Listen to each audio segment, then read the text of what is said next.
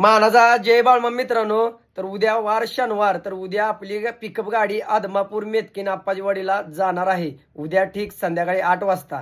तर आपली गाडी जाती बांबडे गावातून, विटा शहरातून, खंबाळे, आळसंद, पलूस, आमनापूर, आष्टा, बहादुले, कोल्हापूर, आप्पाजीवाडी, मेतकेन. सकाळची पहाटेच्या आदमापूरमध्ये आरती करते आणि सकाळी 10 वाजता रविवारी आपली गाडी विटा शहरात येते माघारी.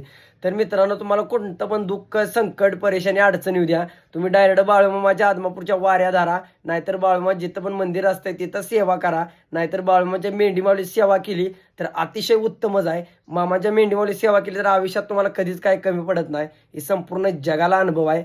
आणि मी काय तुम्हाला असं म्हणत नाही की तुम्ही माझ्याच गाडीतनं आदमापूरला आमोशाला आलं पाहिजे.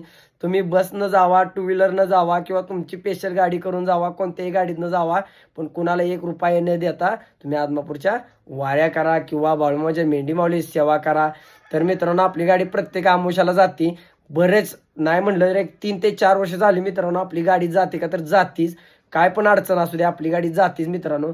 आणि कसं असतं मित्रांनो, आजकाल बोंधू बाबालाही झाल्या ती माणसाला पैसे घ्यायचं, माणसाकडे ही काम करतो ते काम करतो आणि माणसाला गंडवायचं.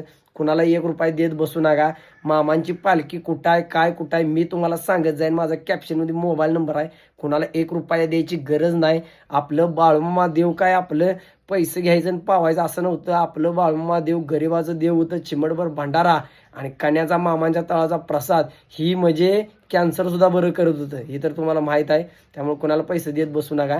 तर आपली गाडी उद्या संध्याकाळी जाणार आहे. कोण कोण येणार आहे आदमापूरला त्यांनी कमेंट बॉक्स खोला आणि जय बाळूमामा बोला बोला बोला बाळूमामाच्या नावाने चांग भले.